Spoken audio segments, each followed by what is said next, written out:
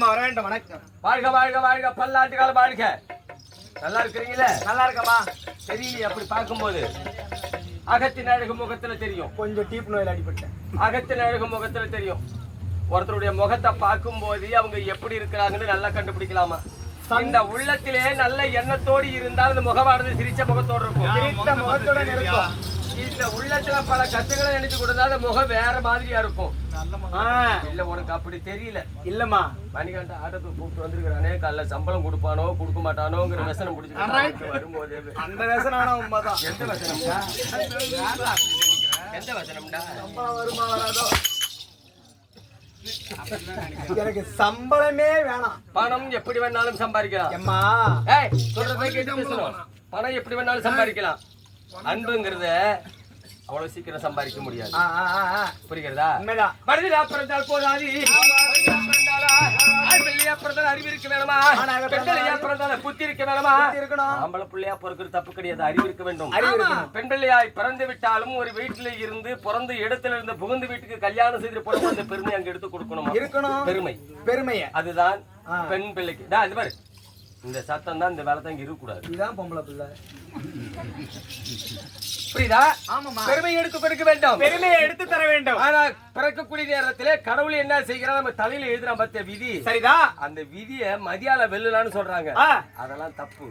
விதி வந்துட்டா விடவே விடாது. விதி வந்து விட்டால் விடவே விடாது. விதி வந்துட்டா விடவே விடாது. விட்டுருமா? விடாது. இப்படித்தான் நீ அனுபவிக்கணும். நீ இப்படித்தான் வாழணும். நீ இப்படித்தான் இருக்கணும். அப்படி என்று கடவுள் போடக்கூடிய விதியானது யாராலையும் மாத்த முடியாது. மாத்த முடியுமா? முடியாதுமா. முடியாது. ஒருவனுக்கு என்ன நல்லது செய்தால் அவனுக்கு கடைசி வரைக்கும் நல்லதே நடக்குமா? நல்லதே நடந்து கொண்டிருக்கும். ஒருவன் கெட்டதை செய்தால் அவனுக்கு கடைசியில தீங்குதான் வந்து நேருமா? தீமை நேரும். ஒரு மனிதனா பிறந்தால் அவன் சாகர வரைக்கும் ஒவ்வொரு நேரத்துல புண்ணியம் செய்ய வேண்டுமாம். அந்த புண்ணியமானது நம்மள கடைசி நேரத்துல காக்கும். எப்போ?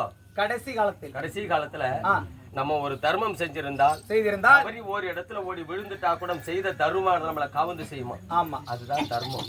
தர்மம் செய்ய பிச்சைக்காரனு கூட போட மாட்டேன். நான் தர்மம் நிறைய செஞ்சிருக்கேமா. நம்ம ஆட்டக்கார எல்லாத்துக்கும் கோட்டை வாங்கி கொடுத்துருக்கேன். நெசமானா? சத்தியமா. யாருக்கு சொல்லு பாப்பா? அனுமந்தூர் மணி, பாசாத்து மாறி, கிளிமங்கலம் சந்திரராசு,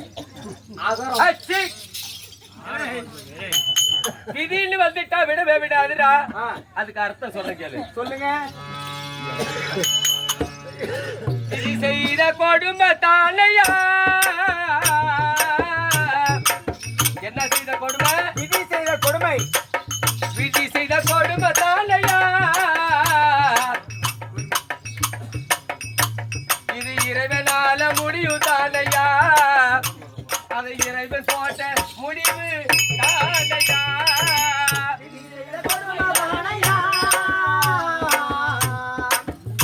அது இறைவன் போட்ட முடிவு தானையா? அது இறைவன் போட்ட முடிவு தானையா? கடவுள் நம்மளை பிறப்பிச்சாலே தவிர நம்மள பொம்மை போல் உற்பத்தி செய்து பல்லுள்ள காற்ற புகிட்டி இந்த உலகத்துல விளையாட விட்டு வேடிக்கை பார்க்கிறான் கடவுள். விதி செய்த கொடுமை தானையா? இறைவன் விளையாட்டு முடிவு தானையா? இறைவன் விளையாட்டு முடிவு தானையா? விதி செய்த கொடுமை தானையா? இறைவன் விளையாடும் விளையாட்டையா? ஏன் சொல்ல வரேன்னா, அம்மா இந்த பாரு, விதி வந்துருச்சுன்னா யாராலுமே மாத்த முடியாது. விதி வந்து விட்டால் யாராலையும் மாத்த முடியாது. ஒரு வார்த்தைக்கு நீ சாக போறன்னு வச்சுக்க. ஒரு வார்த்தைக்கு உனக்கு அந்த நேரம் நெருங்கி போயிடுச்சுன்னா நீ எந்த வழியில காவுந்து செய்யணும்னு நினைச்சாலும் அது முடியவே முடியாது. ஏன்னா யமதர்மனுக்கு நீதிமான்னு பேரு.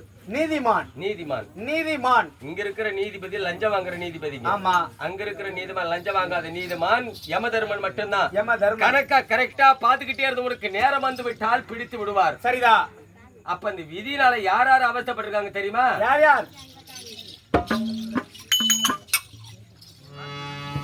சதுரமுக பிரமனு சிரமதரித்தது நதியும் விதிதான் நம்ம. சதுரமுக பிரமனு சிரமதரித்தது நதியும் விதிதான் நம்ம.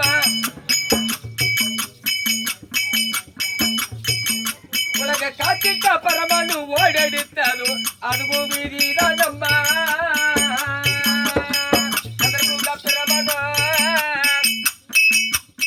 சதுரமுக பிரமனு சிரம தரித்தது அதுவும் விதிதான் நம்ம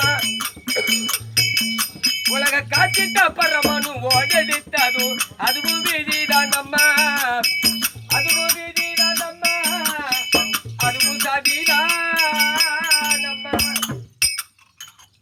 பிரமதேவனுக்கு 5 சிரம் சரிதான். சிவபெருமானுக்கு 5 சிரம் சரி. 2 பேத்துக்கு 5 சிரம்னால அதாவது பரமேஸ்வரன் என்ன பண்ணிட்டாரு, பார்வதியை வீட்டில் விட்டு படி அளக்க போயிட்டாரு. சரி. அந்த நேரத்துல பிரமதேவன் அங்க போறாரு. சரி. எங்க போறாரு? பரம வீட்டுக்கு போறாரு. சரி. போனது இந்த அம்மாவுக்கு என்ன பண்ணிடுச்சு, இப்படி பார்த்த உடனே நம்ம கணவர் தான் வந்து விட்டார் என்று அவருக்கு என்னென்ன உபசரணம் செய்தார்களோ, நம்ம யாருத அவருக்கு என்னென்ன உபசரணம் செய்தாங்களோ அது செய்தாங்களாம். யாருக்கு? பிரம்மனுக்கு. அவரு ஏன் இப்படி பண்றீங்க போறீங்கன்னு ஒண்ணும் கேட்காது பிரமதேவன் அமைதியாவே அமர்ந்திருந்துட்டு சரி வெளியில எழுந்திரிச்சு வந்துட்டாராம். சரிதான். படியளக்க போன பரமக்கடவுள் உடனே வீட்டுக்கு வந்திருக்கிறாரு. சரி. தினந்தோறும் உபசரணம் செய்யக்கூடிய பார்வதா பேசாதே உட்கார்ந்து இருக்கிறாங்க. ஏன் பார்வதானா படியளத்துட்டு வந்தனே தினந்தோறும் எனக்கு செய்ய வேண்டிய பணிவிட செய்விய செய்யலன்னு கேட்டாராம். சரி. என்ன சாமி இப்பதான் நீங்க வந்துட்டு போனீங்க, அதுக்குள்ளேயே வந்து உனக்கு பணிவிட வேலை செய்ய சொல்றிய அப்படின்னாராம். அப்ப யாரு வந்தது? நான் இப்பதானே படி அளந்துட்டு வரேன் அப்படின்னு சந்தேகம் ஏற்பட்டு இந்த பிரமதேவனுக்கு 5 சிரம் இருக்கிறதுனால என்னன்னு தெரியுது என் மனைவி இவளுக்கு உபசரணம் செய்து விட்டாள் என்று பிரமனுடைய சிரசு ஒரு சிரசு அறுத்து விட்டார் சிவபெருமான். அது யாருடைய விதி? கடவுள் போட்ட விதி. அந்த பிரமதேவனுடைய சிரமானது அர்த்தம். இந்த சிரமானது பூமியிலே கடந்து துள்ளி தூர்வாச மகாரிஷியான ஏற்பட்டவர் இந்த சிவபெருமானுக்கு பித்திம்பை பிடிக்கும் சாபத்தை குடித்து சாம்பல் அள்ளி பூசிக்கிட்டு சுடுகாட்டு மண்டை எடுத்து தெரு தெருவா பிச்சை எடுத்துக்கிட்டு அலைஞ்சாரு சிவபெருமான். சரிதான். எதனால? விதி. அது மாறி போச்சா? மாறாது. ஒரு உண்மைக்காக வேண்டி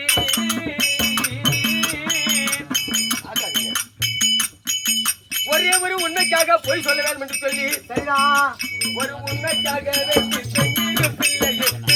விதிதான் நம்ம. எதுக்காக விதி? ஒரு உண்மைக்காக பெண்ணில் பிள்ளையை விட்டது அதுவும் விதிதான் நம்ம. நாடாலும் மண்ணாலும் காடால வந்ததும் அதுவும் விதிதான் நம்ம. அம்மா இதுவும் சதிதான் நம்ம. ஹரிச்சந்திரா இருக்கிறாரு. ஆமா. ஒரே ஒரு பொய்யுக்காக வேண்டி எவ்வளவோ துன்புறுத்தினார்கள். சரிதான். அப்பேற்பட்ட நேரத்திலே தன் மனைவியை கொண்டு அடமானம் வச்சாரு, தன் பிள்ளையும் கொண்டு அடமானம் வச்சாரு. அதுவும் விதி. விதி. அப்பேற்பட்ட நாட்டை ஆண்டு கொண்டிருந்த ஹரிச்சந்திரன் கடைசி நேரத்துல மையானத்திலே சுடுகாட்டிலே இப்ப அதாவது தோட்டியா வேலை பார்த்துக்கிட்டு இருந்தாரு. சரிதான். அப்பேற்பட்ட ராஜனுக்கு எப்பேற்பட்ட விதி வந்தது? உண்மைதாமா. ஏன் விதி? அது மட்டுமா? கைகேசி சொல்லாரே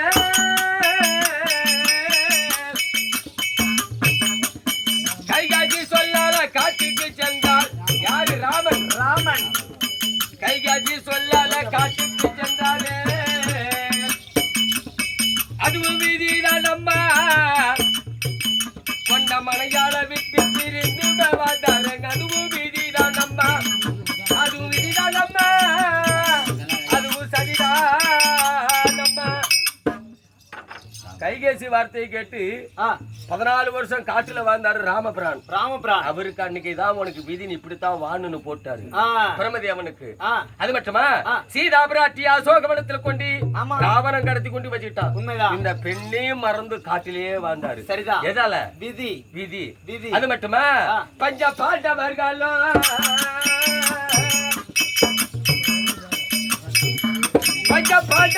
வனவாச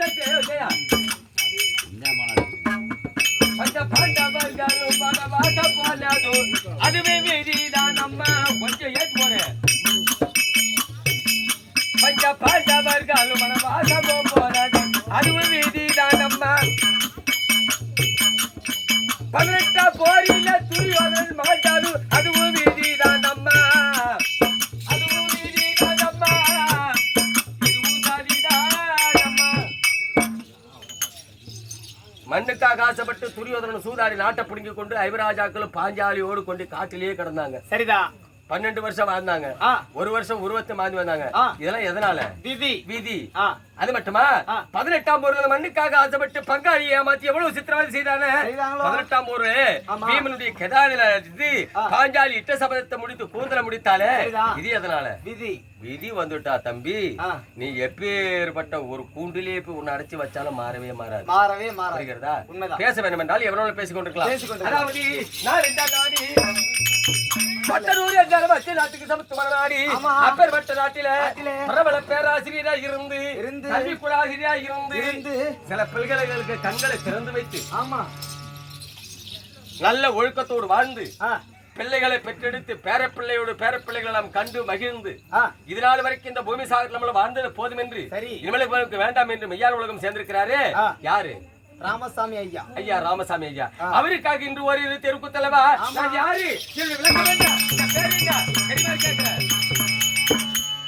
கடலூர் மாவட்டம் திட்டக்குடி வட்டம் உங்க சொந்த ஊர் மாப்பொடையூர். உங்கள் பெயர் அசோக் குமார், நாடகாசிரியர். இந்த பேரத்தான் ஒண்ணு அன்னைக்கு நான் சொல்ல வரேன். அப்படி சொன்னா தெரியாது. குமார் நாடகாசிரியர். அது ஏழு சொந்த விலை காதில கேட்க கிடையாது. ஆறு விலை கண்ணூட்டு பார்த்தாங்க. ஆறு விலை காதில கேட்பாங்க. இப்பேற்பட்ட சபையில திராவிடி வேஷம் பிடிஞ்ச மோசம் இந்த மோசமான வேஷத்தை போட்டு சபைக்கு வந்தனே. இதுக்கு பேர் என்ன? ஏங்க உள்ளார என்ன பண்றீங்க? நீ என்னங்க இதா என்ன பண்றீங்க? ஏமாத்திலே தான் ரொம்ப போதிரும் தெரியுமா? சொல்லி காமித்தால் தெரியும்.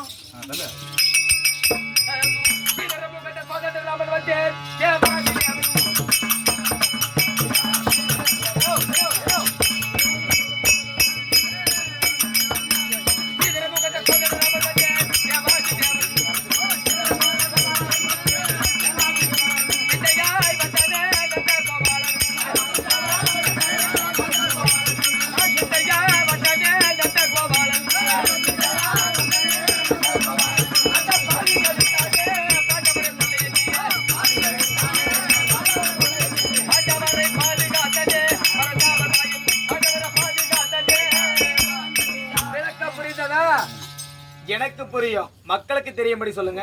திருப்பதியில வந்திருக்கக்கூடிய ஆட்கள் அழித்தல் படத்தில் சொல்லக்கூடிய முத்தலுக்கு கத்திராயத்தில் விளங்கக்கூடிய நமக்கோடி நாராயணன். நமக்கோடி நாராயணன் நீங்களா?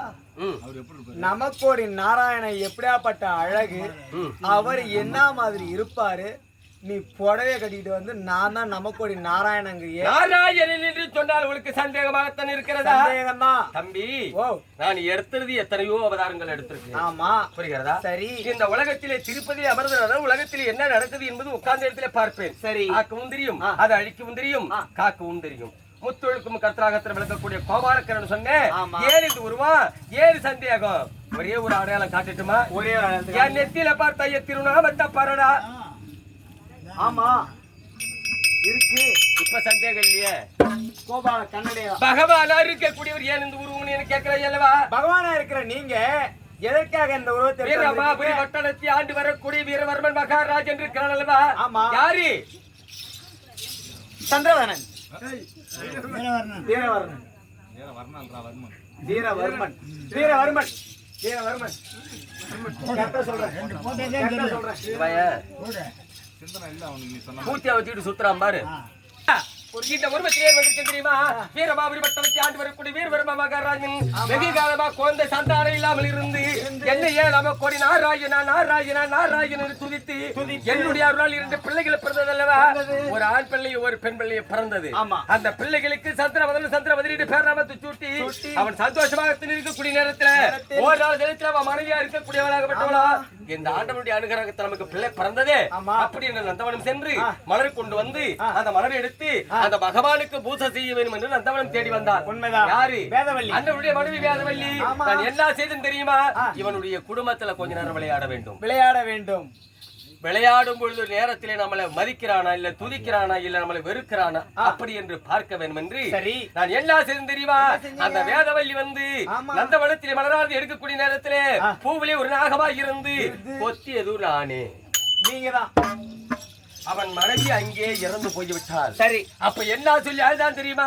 சண்டாள தெய்வமே, சண்டாள கடவுளே, உனக்காக நான் தினந்தோறுமாக தன்னை தியானம் செய்து வணங்கிக் கொண்டிருக்கிறேன். என் மனைவி இப்படி இறந்து போய்விட்டால் நீ தெய்வமா, நீ கல்லாகி என்று வெறுத்தான் என்னை. ஆமா,